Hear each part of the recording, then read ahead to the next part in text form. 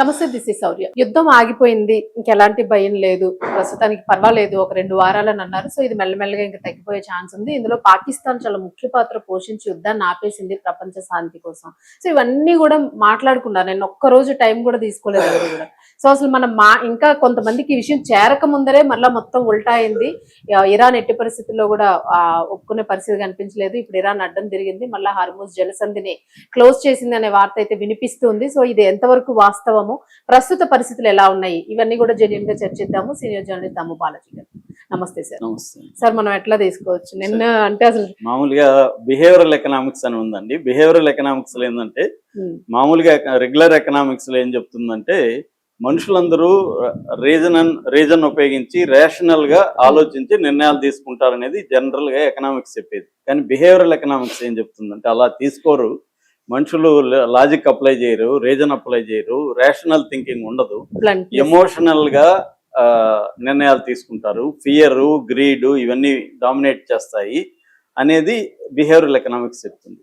దీనికి అప్లై చేస్తే యుద్ధం జరగక ముందు హార్మూజ్ జలసంధి ఓపెన్ గానే ఉంది, అన్ని దేశాలు హాయిగా వెళ్తున్నాయి, ఏ రకమైన ఇబ్బంది లేదు, ఇరాన్ ఎవరికి ఇబ్బంది కలిగించలేదు. పైగా ఇరాన్ ప్రాబ్లం ఏంది, అమెరికా చెప్తున్నది ఇరాన్లో యురేనియం నిల్వలు, వెపన్ గ్రేడ్ నిల్వలు అంటే 60% వరకు నిల్వలు ఉన్నాయి. అది ఇంకొన్ని వారాల్లో న్యూక్లియర్ వెపన్ తయారు చేయొచ్చు. కాబట్టి అంత గ్రేడ్ వెపన్ గ్రేడ్ యురేనియం నిల్వలు చేయకూడదు, అది ధ్వంసం చేయాలి అనేది చెప్పింది. దాని మీద చర్చలు లాస్ట్ ఇయర్ జరిగాయి. చర్చల మధ్యలోనే ఇజ్రాయెల్ అటాక్ చేసింది, తర్వాత అమెరికా అటాక్ చేసింది. ఇప్పుడు కూడా చర్చలు జెనీవాలో జరుగుతుంటే నిజానికి ఒప్పుకునింది ఇరాను, ఒప్పుకొని ఆ నిల్వల్ని ధ్వంసం చేయడానికి ఒప్పుకునింది. అట్లాగే ఇంటర్నేషనల్ ఆటమిక్ ఎనర్జీ ఏజెన్సీ వచ్చి తమ దేశంలో పరిశీలించుకోవచ్చు అనేది కూడా చెప్పింది. ఇంకొక 4 రోజులు జరిగి ఉంటే అమెరికాకు అనుకూలంగా ఇరాన్ నిర్ణయాలు తీసుకొని ఉండేది, ఇబ్బందే లేదు. కానీ ఇజ్రాయెల్కి ఏంటంటే దాని గ్రేటర్ ఇజ్రాయెల్ గా మారాలి, ఇటు నైల్ నుంచి టైప్రస్ వరకు విస్తరించాలి. అందులో భాగంగానే ఆల్రెడీ పాలస్తీనాలో వెస్ట్ బ్యాంక్ను ఆక్యుపై చేసుకుని దాన్ని జైలుగా మార్చింది, ఇటు గాజాని శ్మశానంగా మార్చి దాన్ని ఆక్యుపై చేసుకుంది, ఇటు లెబనాన్లో 14% ఆక్యుపై చేసుకుంది. ఇలా ఎక్స్టెండ్ అవుతా వస్తుంది, దాని బోర్డర్లు కూడా లేవు ఆ దేశానికి.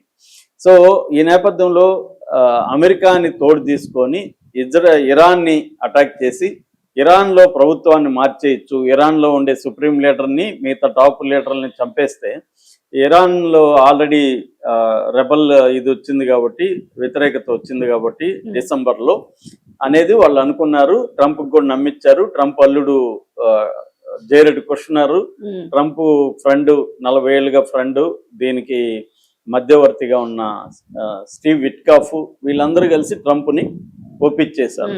సో దిగేసారు. ఇప్పుడు అటాక్ జరిగింది. ఇప్పుడు ఏమైంది, హార్మూజ్ క్లోజ్ అయిపోయింది. దీని ఫలితం రిజల్ట్ ఏంటి, ఓపెన్ లో ఉండే హార్మూజ్ క్లోజ్. ఇప్పుడు మళ్ళీ హార్మూజ్ ఓపెన్ చేయడానికి మళ్ళీ యుద్ధం కావాలి. మళ్ళీ యుద్ధం చేస్తే ఎవరు యుద్ధానికి కలిసి రావట్లేదు, నాటో వాళ్ళు రావట్లేదు, ఇండియా రాదు, చైనా రాదు, రష్యా రాదు, అమెరికా మన జపాన్ రాదు, సౌత్ కొరియా రాదు, ఎవరు రావట్లేదు. ఒంటరిగా ఇజ్రాయెల్ అమెరికా చేయాలి, అది చేసే పరిస్థితి లేదు. కాబట్టి ఏం చేయాలి, సరే ఇంకా విధి లేదు అని చెప్పి పాకిస్తాన్ కాలు పట్టుకున్నారు. పాకిస్తాన్ చర్చలు చేశారు, ఇరాన్ కూడా ఒప్పుకునింది, మేము వదులుతాము, కాకపోతే కండిషన్లు బట్టి ముందు సీజ్ ఫైర్ కావాలనేది. సీజ్ ఫైర్కి ఒప్పుకున్నారు, యుద్ధ విరమణ జరిగింది, అందరూ సంతోషించారు. క్రూడ్ ఆయిల్ తగ్గింది, స్టాక్ మార్కెట్ పెరిగింది, అంతా బాగుంది. కానీ సడన్ గా అంటే కొన్ని గంటలు కూడా గడవక ముందే మళ్ళీ ఇజ్రాయెల్కి ఇష్టం లేదు కాబట్టి ఇజ్రాయెల్ లెబనాన్ మీద అటాక్ చేసింది, ఇటు యుఏఈ ఇరాన్ మీద అటాక్ చేసింది. దాంతో ఇరాన్ ఇప్పుడు మళ్ళీ అడ్డం తిరిగి అంటే ఈ సీజ్ ఫైర్ ఒప్పందంలో లెబనాన్ కూడా ఉండాలని ముందు నుంచి ఇరాన్ చెప్తుంది. పాకిస్తాన్ కూడా సీజ్ ఫైర్ ఒప్పందంలో లెబనాన్ కూడా ఉందని చెప్పింది. ట్రంప్ కూడా దాని గురించి అప్పుడేం మాట్లాడలేదు. కానీ ఇప్పుడు లెబనాన్ సీజ్ ఫైర్ ఒప్పందంలో లేదు అని నెతన్యాహు చెప్పాడు. దానికి అనుగుణంగానే లెబనాన్ మీద ఒకేసారి 10 నిమిషాల్లో 100 బాంబులు వేసి 100 ప్లేసుల్లో సామాన్య జనం మీద అటాక్ చేసి 254 మందిని చంపారు, 1165 మంది గాయపడ్డారు. ఒక 10 నిమిషాల్లో జరిగింది ఇది. దీంతో ఇప్పుడు ఇరాన్ మళ్ళీ వెనక్కి వచ్చేసింది. సీజ్ ఫైర్ లేదు, తొక్క లేదు, మేము హార్మోజన్ క్లోజ్ చేస్తున్నామని అనౌన్స్ మొన్నటి వరకు అప్పుడప్పుడన్నా పంపిస్తున్నారు. కొద్దిగా ఇప్పుడు కంప్లీట్ క్లోజ్ చేసేసారు. ఇప్పుడు ఏం జరుగుతుంది అనే టెన్షన్ ఉంది. ఇప్పుడు అమెరికా ఏమో ఇజ్రాయెల్ని సపోర్ట్ చేస్తుంది. అమెరికా ఇజ్రాయెల్ కంట్రోల్లో ఉంది. మామూలుగా చాలా సార్లు చెప్తుంటాము కుక్క తోక అని. అమెరికా కుక్క అయితే తోక ఇజ్రాయెల్ అనుకుంటే తోకనే కుక్కను ఊపుతుంది తప్ప కుక్క తోకను ఊపట్లేదు. అందుకనే ఇప్పుడు అమెరికాలో ఉండే ప్రతి మేధావి మాట్లాడుతున్నది ఏమంటే ఇజ్రాయెల్ని అమెరికా కంట్రోల్ చేయనంత వరకు మిడిల్ ఈస్ట్ లో శాంతి అనేది ఉండదు. సో అమెరికా ఇజ్రాయెల్ని కంట్రోల్ చేయాలి. ఎందుకంటే ఇజ్రాయెల్కి శాంతిని నెలకొనడం ఇష్టం లేదు. ఇజ్రాయెల్ ఇరాన్ని వీక్ చేయాలి. ఇరాన్ని వీక్ చేయాలంటే ఇజ్రాయెల్ ఒకటో దానివల్ల కాదు, అమెరికాని దించాలి. సో అమెరికా వస్తే ఇప్పుడు అమెరికాకు అనవసరమైన నష్టాలు కొన్ని దాదాపు 50-60 బిలియన్ డాలర్ల లాస్ డబ్బులు. తర్వాత అమెరికన్ సైనికులు వందలాది మంది గాయపడ్డారు, కనీసం 20-30 మంది చనిపోయారు. సో రెండోది అమెరికాకి ఏ రకమైన యుద్ధం అవసరం లేదు. ఇవాళ అమెరికా డీజిల్ పెట్రోల్ అమెరికాలో కూడా పెరిగాయి. పెట్రోల్ అక్కడ $4.5 పెరిగింది, అంటే $1 పెరిగింది. అక్కడ ఇన్ఫ్లేషన్ పెరుగుతుంది. యుద్ధం వల్ల ఇప్పుడు ఏమైంది, ప్రపంచానికి అంత తగిలింది. మనలాంటి సంబంధం లేని వాళ్ళు మనమేదో డెవలప్మెంట్ మీద ఫోకస్ చేసుకొని మన దేశ సమస్యల మీద మనం ఫోకస్ చేసుకొని వెళ్తుంటే యుద్ధం అనేది ఒక పిడుగులాగా మన దేశం మీద పడింది. పాకిస్తాన్, బంగ్లాదేశ్, నేపాల్, శ్రీలంక, సౌత్ ఆఫ్రికా అన్ని దేశాలు ఎఫెక్ట్ అయిపోయినాయి. దీనికి అంతా కారణం ఇజ్రాయెల్. దాన్ని కూడా కంట్రోల్ చేయట్లేదు.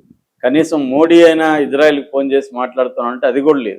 మోడీ మాట్లాడాల్సిన సమయం వచ్చింది ఇప్పుడు. ఎందుకంటే ఇరాన్ తగ్గింది కదా, ఇరాన్ తగ్గి నిజానికి ఇరాన్ లో కూడా వ్యతిరేకత ఉంది. ఒక వర్గం వ్యతిరేకిస్తుంది, మనం అమెరికాను నమ్మి సీజ్ ఫైర్ చేయకూడదని ఇరాన్ లో కూడా ఒక వర్గం చెప్తుంది. అయినా కూడా ఇరాన్ లో ఉండే ప్రభుత్వ పెద్దలు, ముఖ్యంగా అబ్బాస్ అరాక్చి లాంటి వాళ్ళు, మనం కూడా వాళ్ళు అడుగుతున్నప్పుడు మనం కూడా తగ్గుదాం చూద్దాం అన్నట్టుగా ముందుకెళ్లారు. కానీ కొన్ని గంటల్లోనే ఇజ్రాయెల్ చేస్తుంది. నిన్న చాలా మంది మేధావులు నిన్న మార్నింగే చెప్పారండి, ఇజ్రాయెల్ స్పాయిలర్ రోలు, ఇజ్రాయెల్ దీన్ని జరగలేదు అని చెప్తూనే ఉన్నారు. అదే జరిగింది. సో ఇప్పుడు మళ్ళీ హార్ముజ్ జల్సంది క్లోజ్ అయిపోయింది, మళ్ళీ సమస్య మొదటికి వచ్చింది. ఇప్పుడు ఏంటంటే మళ్ళీ అమెరికా అటాక్ చేస్తుందా, లేకపోతే గల్ఫ్ దేశాలు ఇజ్రాయెల్ కలిసి ఇరాన్ మీద అటాక్ చేస్తాయా? గల్ఫ్ దేశాలు ఇజ్రాయెల్ కలిసి ఇరాన్ మీద అటాక్ చేస్తే ఇరాన్కి యుద్ధం ఈజీ అవుతుంది. ఎందుకంటే గల్ఫ్ దేశాలు పక్కనే ఉంటాయి. గల్ఫ్ దేశాలలో డీసాలినేషన్ ప్రాజెక్టులు కొట్టిందంటే చాలు, డీసాలినేషన్ ప్రాజెక్టులు కొడితే మాత్రం చాలు అనమాట గల్ఫ్ దేశాల్లో. గల్ఫ్ దేశాలు కూడా మూర్ఖంగా యుఏఈ, అందరూ అదే అంటున్నారు, యుఏఈకి ఏమి ఇదైంది, నిన్న పోయి వాళ్ళ 2 ప్రాంతాల మీద అటాక్ చేసింది ఇరాన్ లో. యుఏఈ ఇప్పటి వరకు ఇరాన్ మీద డైరెక్ట్ గా అటాక్ చేయలే. వాళ్ళు ఏంటంటే ఐక్యరాజ్య సమితి భద్రతా మండలిలో ఒక తీర్మానం చేశారు, ఒక ఇది పెట్టారు అనమాట. అదేంటంటే మేము ఇరాన్ మీద అటాక్ చేస్తాం, పర్మిషన్ ఇవ్వమని. కానీ రష్యా, చైనా అడ్డుపడ్డాయి వీటో అధికారాన్ని ఉపయోగించి. దాంతో వాళ్ళు ఇల్లీగల్ వార్లకి వాళ్ళు కూడా ఎంటర్ అవుదామని డిసైడ్ అయినట్టు ఉన్నారు. గల్ఫ్ దేశాల్లో ఒక 3-4, 2 మాత్రం ఒమన్ అండ్ ఖతార్ మాత్రం ఎంటర్ కావట్లేదు. కానీ ఇటు UAE, Bahrain, Kuwait, Saudi Arabia రేపు ఇరాన్ తో అటాక్ చేయబోతున్నాయి. ఎందుకంటే ఇజ్రాయెల్ కి గల్ఫ్ దేశాల మధ్య కూడా సంబంధాలు బాగా పెరిగాయి. ఆ మధ్య సౌదీ అరేబియా, ఇజ్రాయెల్ కలిసి నేచురలైజేషన్ ప్యాక్ట్ లోకి వెళ్ళింది. యుఏఈ మిగతా దేశాలు కలిపి అబ్రహీం అకార్డ్ అంటారు, అబ్రహీం అకార్డులకి ఇజ్రాయెల్ తో ఒప్పందాలు చేసుకున్నాయి. అంటే ఇజ్రాయెల్, గల్ఫ్ దేశాలు కూడా మిత్రులే. కాబట్టి ఇప్పుడు మిత్రులకి అందరికి ఏకైక శత్రువు ఇరాన్. కాబట్టి వాళ్ళందరూ అటాక్ చేస్తున్నారు.